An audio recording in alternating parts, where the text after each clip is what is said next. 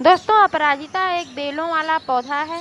इसको विष्णुकांता के नाम से भी जाना जाता है। इसकी दो वैरायटी आती है, एक सफ़ेद अपराजिता और एक नीली अपराजिता। ये फूल पूजा पाठ में तो इस्तेमाल होते ही हैं। इसके औषधीय गुण भी बहुत ही हैं, इसलिए इसको सभी लोग लगाना पसंद करते हैं।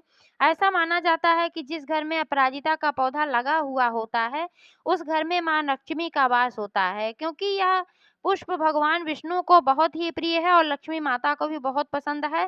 तो इसलिए इसको घर में लगाने से माँ लक्ष्मी का वास होता है।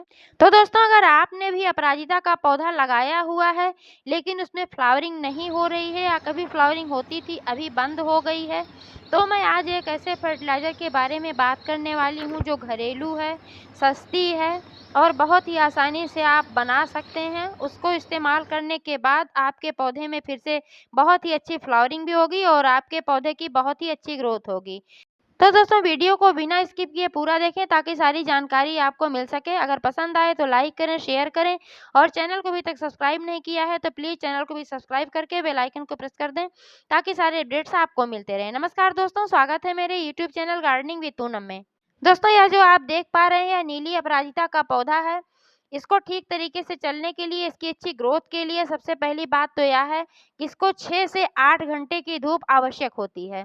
अगर इसमें धूप लगेगी तभी यह पौधा ग्रोथ भी करेगा और तभी इसमें फ्लावरिंग भी होगी। 1-2 घंटे की धूप से इसमें काम नहीं चलने वाला है। तो दोस्तों, अगर आपने ज़मीन में लगाया है पौधा तब भी और गमले में लगाया है तब भी, आपको इसे ऐसी स्थान पर रखना है जहाँ पर 6 से 8 घंटे की धूप आती हो। दूसरी इम्पोर्टेंट चीज़ है पानी। पानी बहुत ज़्यादा देने से भी पौधा खराब हो जाता है, क्योंकि इसकी जड़ें जो होती हैं बहुत ही पतली-पतली होती हैं, कमज़ोर सी होती हैं। तो जब आप अधिक पानी देते हैं, मिट्टी दलदली हो जाती है, तो फिर जड़ें सड़ने लगती हैं। जब जड़ें सड़ने लगती हैं तो आपका पौधा पीला पड़ने लगता है और फ्लावरिंग भी नहीं होती, पौधा सूख भी जाता है। तो इसलिए इसमें बहुत अधिक पानी ना डालें। लेकिन इस बात का ध्यान रखें कि मिट्टी पूरी तरीके से ड्राई नहीं होनी चाहिए। मिट्टी में नमी हमेशा होना चाहिए, क्योंकि अपराजिता के पौधे को नमी पसंद है। यह वाटर लविंग प्लांट है, लेकिन जलभराव से बचें। अगर मिट्टी में नमी नहीं होगी दोस्तों, तो इसके जो फूल खिलते हैं वो भी खिले खिले से नज़र नहीं आते हैं, मुरझाए हुए से दिखते हैं और जल्दी मुरझा जाते हैं। पौधा भी मुरझाने लगता है। इसलिए नमी का भी ख्याल रखें, सिर्फ ओवर वाटरिंग से बचें।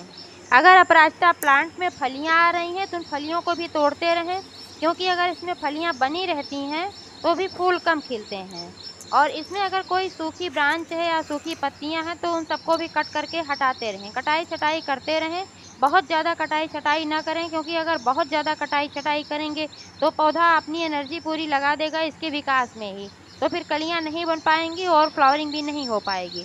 लेकिन जब इसमें कोई भी ख़राब ब्रांच हो, सूखी पत्तियां हो, तो इनको ज़रूर हटाएं और थोड़ा थोड़ा इसमें प्रूनिंग करते रहें। इससे फूलों को बढ़ावा मिलता है।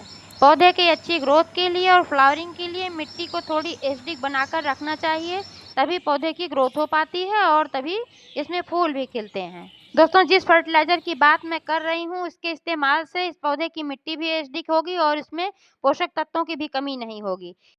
यह है दोस्तों फिटकरी। फिटकरी में अन्य पोषक तत्वों के अलावा पोटेशियम बहुत ही अच्छी मात्रा में पाया जाता है। यही कारण है कि इसके इस्तेमाल से हमारा पौधा स्वस्थ भी रहता है और फ्लावरिंग भी करता है और गमले की मिट्टी भी एसिडिक बनी रहती है। फिटकरी में एंटीबैक्टीरियल, एंटी फंगल गुण भी पाए जाते हैं, जिसकी वजह से पौधे पर कीटों का भी अटैक नहीं हो पाता है और अगर होता भी है तो ख़त्म हो जाता है।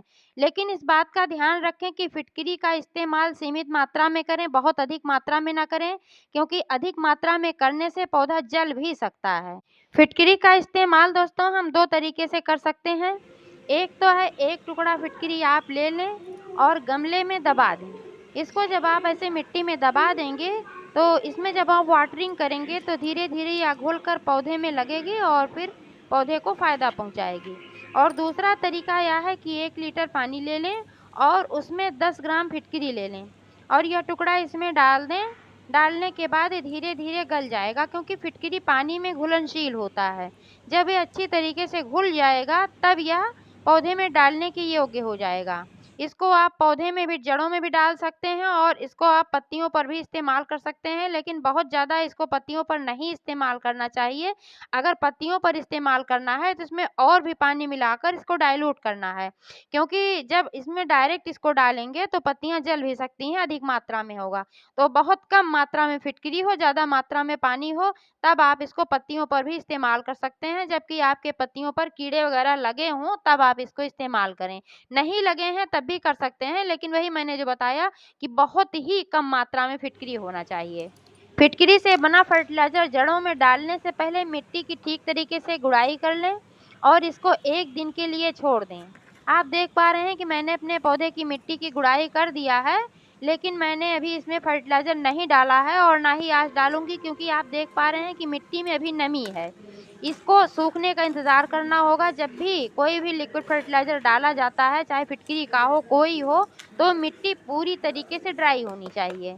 तो इसलिए गुड़ाई करके 1 दिन के लिए छोड़ देना आवश्यक होता है, ताकि जड़ों तक धूप वगैरह लग जाए, हवा लग जाए।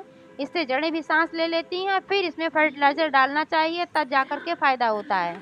अगर पहले से नमी है मिट्टी में तब फर्टिलाइज़र डाला जाएगा तो कोई फ़ायदा नहीं हो पाएगा ज़्यादा, क्योंकि तब जड़ें जो होंगी वो अब्ज़ॉर्ब ही नहीं कर पाएँगी। फिटकरी का फर्टिलाइज़र इस्तेमाल करने के बाद आपके पौधे में कलियां बनना स्टार्ट हो जाएंगी और फ्लावरिंग भी शुरू हो जाएगी। पौधा भी हरा भरा रहेगा। फिटकरी में ऐसा गुण होता है कि यह मरते हुए पौधे को भी बचा लेती है।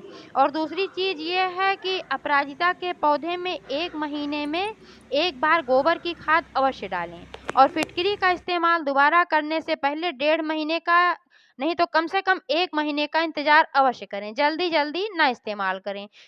कई बार क्या होता है दोस्तों कि लोग जल्दी रिजल्ट पाने के चक्कर में बहुत जल्दी-जल्दी और बहुत अधिक मात्रा में फर्टिलाइज़र डाल देते हैं। तो ये समस्या आती है कि पौधा अच्छा होने के बजाय खराब होने लगता है। इसलिए किसी भी चीज़ को सीमित मात्रा में उचित समय पर ही इस्तेमाल करें।